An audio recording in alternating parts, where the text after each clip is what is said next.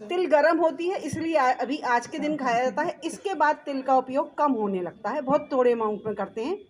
और ये पर्व की, मकर संक्रांति पर्व की आपको शुभकामनाएं, और बहुत अच्छे से मनाइए और पतंग भी उड़ाइए। क्योंकि बचपन में हम लोग जब स्कूल में हुआ करते थे तो डांट पड़ती थी पतंग उड़ाने पे कि अब पतंग नहीं उड़ाना। घर में पिताजी ने देख लिया, स्कूल के टीचर ने देखी तो दूसरे डांट। लेकिन आज आप लोग को इतना अच्छा माहौल मिला है कि कॉलेज में उड़ाइए, तो उसको एंजॉय करिए। धन्यवाद। एक धन्यवाद देने का भी पर्व है, क्योंकि सूर्य देवता दक्षिणाएं हो गए, और थोड़ा सा दक्षिणाएं हो जाए तो क्या होगा, जम जाएगी ये धरती। यहाँ पर -0 जो टेम्परेचर है उससे कहीं ज़्यादा टेम्परेचर हो जाएगा, लेकिन वो अपने जैसे दक्षिणाएं होते हैं वैसे ही धीरे धीरे उत्तरायण हो जाते हैं। अगर बहुत ज़्यादा उत्तरायण हो जाए तो गर्मी से मर जाएंगे, 100 डिग्री हो जाएगा, पानी खोलता है ना 100 डिग्री पे। लेकिन उनका जो दक्षिणायन उत्तरायण होने का एक पैमाना वो उतना ही है जितने में हम जिंदा रह सकें, तो इसलिए उनके धन्यवाद का भी ये पर्व है। अब मैं डॉक्टर संदीप सब लोग से कहूँगा कि वो आएँ और मकर संक्रांति के विषय में बात करें।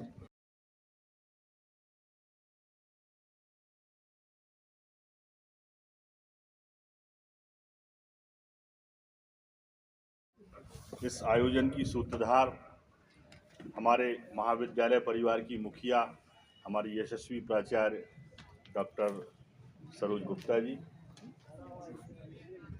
वरिष्ठ प्राध्यापक डॉक्टर गोपा जैन जी, प्रशासनिक अधिकारी सुचिता अग्रवाल जी, यहाँ मंचासीन डॉक्टर रंजना मिश्रा जी, मेरे साथी सभी शिक्षकगण और प्रिय विद्यार्थियों, पतंग उत्सव और मकर संक्रांति, मुझे लगता है इन दोनों पे बहुत सारी बातें पूर्व वक्ताओं ने आपको बताई कि मकर संक्रांति क्यों मनाया जाता है, इसके पीछे क्या धार्मिक भावनाएं हैं, संस्कृति है और कैसे मनाया जाता है। ये सारी बातें अभी अमरजैन सर से भी आप मुखातिब हुए तो बता रहे थे, मैं भी सुन रहा था, बाकी शिक्षकों ने भी बताया। मकर संक्रांति की एक दिन पहले, मकर संक्रांति जो है हमेशा 14 जनवरी को ही मनाई जाती है। सूर्य जो है मकर रेखा में जब आता है तो मकर संक्रांति होती है। इसके ठीक एक दिन पहले पंजाब में लोहड़ी का पर्व मनाया जाता है, वो भी 13 तारीख को ही मनाया जाता है हर साल, उसकी कोई तारीख में परिवर्तन नहीं होता। इसके पीछे दो अलग अलग कहानियां हैं। एक कहानी है दूल्हा भट्टी वाला। पंजाब में जिस समय मुगलों का राज था उस समय ये कहा जाता है कि मुगल शासक जो उस समय था वो बड़ा क्रूर था और जो भी बेटियां पसंद आती थी उनको वो उठवा लेता था और उनसे विवाह करता था। हिंदू धर्म की जो लड़कियां थीं वो बड़ी भयभीत रहती थी, कहीं ऐसा ना हो कि हम बाहर निकलें और मुगल शासक या उनके जो सिपाही हैं वो हमें देख लें और हमको उठा के ले जाएं। तो एक भय का वातावरण होता था। जब ये बात वहाँ एक दूल्हा भट्टी वाला, नाम उसका दूल्हा था और भट्टी गांव के रहने वाला था, तो उसको जब ये बात पता लगी तो उसने कहा कि नहीं, हम अपनी बेटियों को, बहनों को बचाएंगे।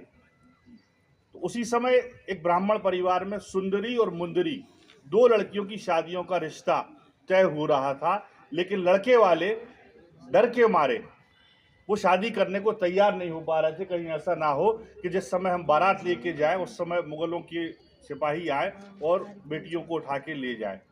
ये बात जब दूल्हा भट्टी वाले को पता लगी तो उसने जाके, वो ब्राह्मण परिवार था, उसमें जाके उसने बोला कि आप चिंता मत करो, मैं आपकी बेटियों की शादी कराऊंगा। और उसने बड़े ही गोपनीय ढंग से जंगल में जाके और आग जला के दूल्हे को बुलाया, सुंदरी और मुंदरी उनके परिवार को बुलाया और आग के फेरे करा के उनकी शादी करा दी। तो इस तरह से ये कहा जाता है कि जो मुगलों का आतंक था, अत्याचार था, उससे मुक्ति दिलाने के लिए दूल्हा भट्टी वाले ने ये शुरुआत की। तो उसकी उस शुरुआत से लोगों में एक ताकत आई, एक सोच आई कि हम अपने बच्चों की शादी जो है आराम से कर सकते हैं और इनसे बचा सकते हैं। तब से ये त्यौहार पंजाब के लोगों ने मनाना शुरू किया। और जब अग्नि के फेरे लगाते हैं तो उसमें तिल, मूंगफली, पॉपकॉर्न ये डालते हैं और अपने ऊपर से उसको निछावर करके डालते हैं। ये मान्यता है कि जो भी हमारे ऊपर अलाय बलाय है वो सब अग्नि को हम समर्पित कर रहे हैं। दूसरा भावना ये है पंजाब के लोगों की कि इस समय, जैसा अभी अमर सर बता रहे थे, कि फसलों के पकने का समय होता है, फसलों के तैयार होने का समय होता है। तो जो 3-4 महीने की लगातार मेहनत फसलों को तैयार करने में होती है और अब फसल पक के तैयार हो जाती, कोई काम बचता नहीं है, तो फुर्सत होके आनंद मनाने के लिए इस त्यौहार को भी पंजाब में मनाया जाता है कि फसल हमारी पककर तैयार हो रही है और हम अब पूरी तरह से फ्री हो गए हैं। और पंजाब में इस त्यौहार को बड़े उत्साह के साथ मनाया जाता है। महिलाएं और पुरुष सब एक साथ इकट्ठे होते हैं, बीच में अग्नि जलाते हैं, अग्नि में वो सारी सामग्री डाल के उसके चारों तरफ नृत्य करते हैं। जो महिलाएं नृत्य करती हैं उसको गिद्दा बोलते हैं पंजाब में, तो पुरुष जो नृत्य करते हैं उनको भांगड़ा बोलते हैं। तो गिद्दे और भांगड़े की धूम के साथ ये त्यौहार मनाया जाता है। इसके साथ साथ जहाँ नई बहू आती है या नया बच्चा पैदा होता है कोई, तो उसके वो परिवार में और जोर शोर से उत्साह के साथ उसको बनाते हैं, सारे रिश्तेदारों को बुलाते हैं। फिर रिश्तेदार जो आते हैं वो भेंट उपहार भी नई बहू को और नए बच्चे को, नए जन्म लेने वाले बच्चे को देते हैं। इस तरह से पंजाब की संस्कृति में मकर संक्रांति का त्यौहार लोहड़ी के रूप में मनाया जाता है।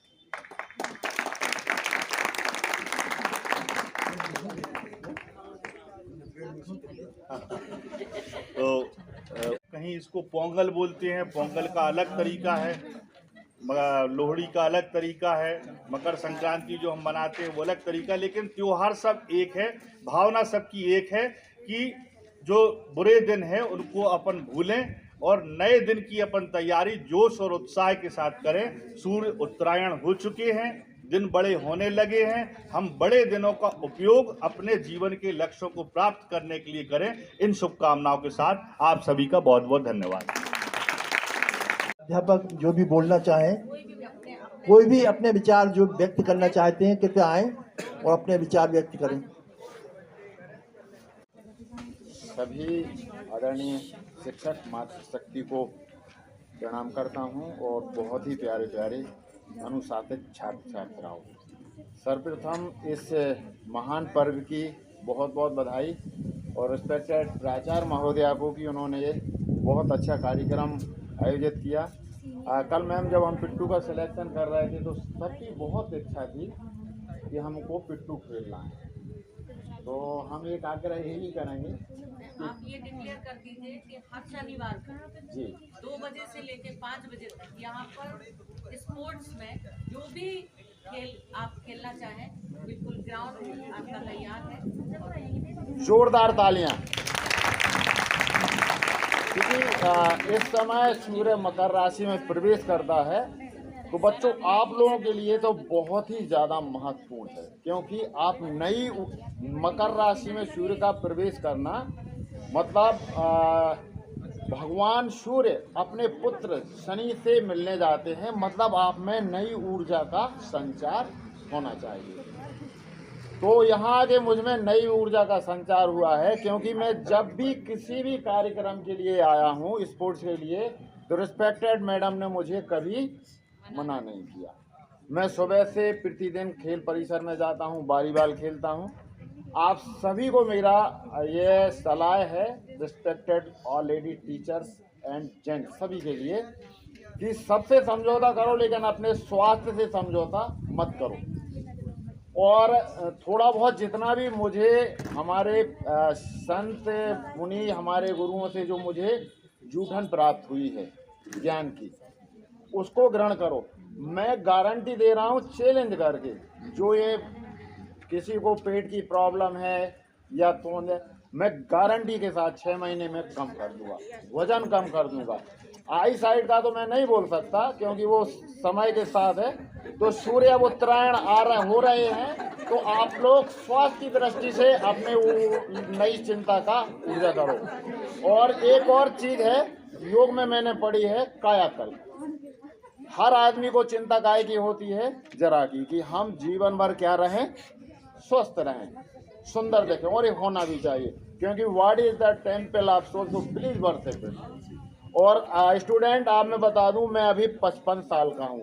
प्रतिदिन जवान बच्चों के साथ 5 सेट वॉलीबॉल का खेलता हूं, ठीक। और कोई ये नहीं कह सकता कि मैं कहीं से कमजोर हूं। उसका राज ये है कि देखो, अभी मैं बार बार हर जगह ये सुनते थे कि धन गया कुछ ना गया, स्वास्थ्य गया कुछ गया, और चरित्र गया सब कुछ गया।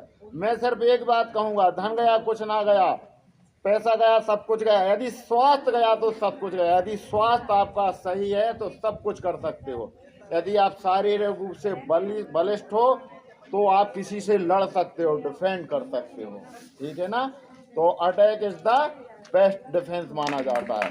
तो आप लोग बेटा खूब बढ़ चढ़ कर भाग लो, खेलो। बार बार हम बोलते हैं वॉलीबॉल, बास्केट,